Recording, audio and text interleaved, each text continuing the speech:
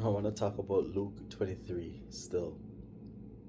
This part where Jesus was brought to King Herod, whom was actually longing, he was longingly desiring to see Jesus.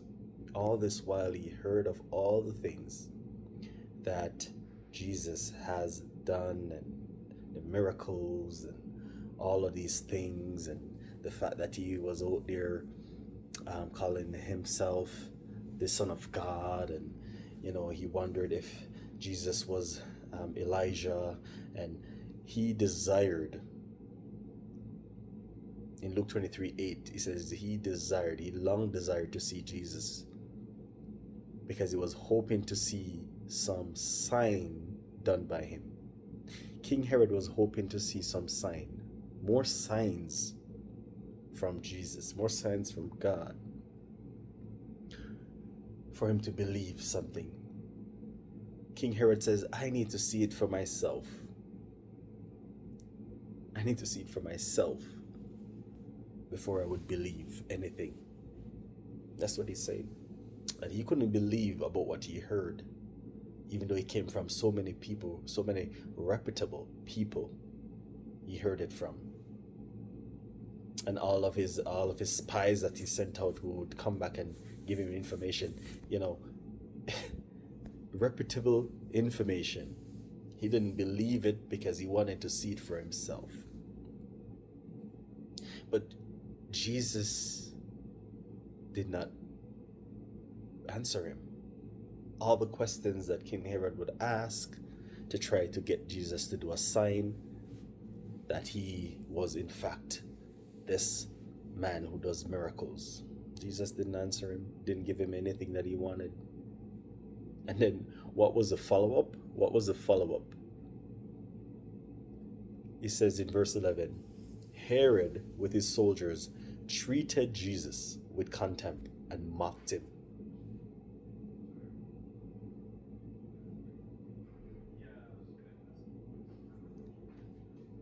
He mocked him.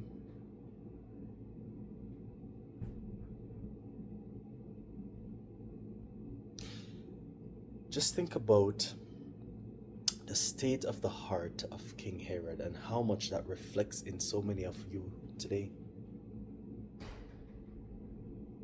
Sometimes we are waiting. If Jesus come and sit right next to me, then I'll believe all this stuff that this guy is saying across his camera. If Jesus did this in my life, then I would believe. Then Jesus did this, give me this, be this for me, then I will believe.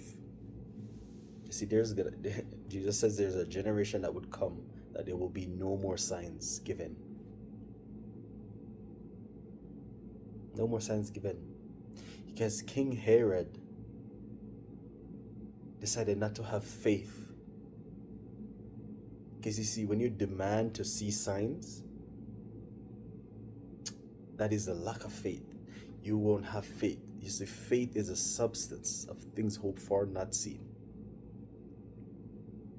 Just like the difference between those two criminals that we talked about earlier in the other video that you can watch, where one of the robbers was asking Jesus to right now save yourself and save us, that he would recognize Jesus as the Savior only because he would see it done, while the other one says, when you come into your kingdom, remember me. He wouldn't see it done, but he had faith. He had hope to believe that it would be done because Jesus is the Christ, that he is actually the Son of God. He believed in faith. He wouldn't see it happen, but he believed it would happen because of whom Jesus is. You see, that's what faith is. That's what it takes. It takes faith to believe in many of the things from the Bible. Because we didn't have the privilege to be in the time when Jesus existed physically here in his physical body here on earth. We didn't have that privilege. But Jesus says, blessed is the one who believe yet not seen. So you are going to be blessed to come believing in Jesus despite not having seen or understand how he's working in even your life. You can't even recognize the signs of the goodness that he has done. The fact that you're alive today is mercy and love from God, giving you time to come to him. Don't be like King Herod. Don't wait for a sign. Come to believe. Come to believe. Because all the signs that you're hoping for is already present. To see all of that and only say you would believe only because if it happens right in front of you right now is a selfish desire, because so many have testified. So many. You can see miracles are still happening. Things happen that you can't explain. Nobody can explain. Science can't even explain. Where is that coming from? How is that being done? So the first thing is God is real. That is, you can't debate that. You can decide that you can debate that, but you cannot debate that God is real. You really cannot.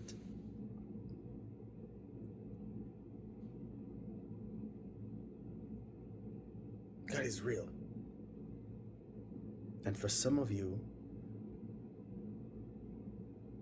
nothing, no sign will happen. No sign will happen.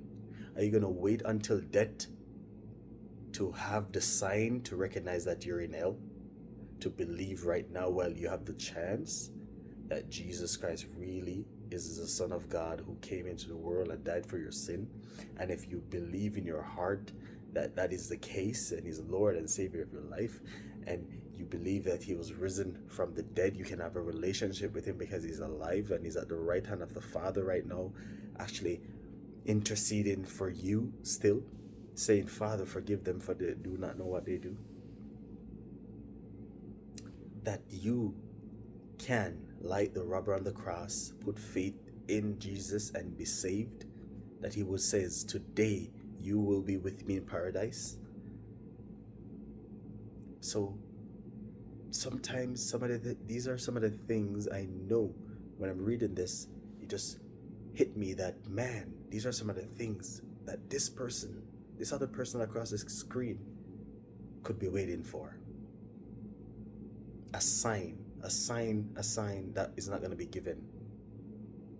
That is possibly not going to be given.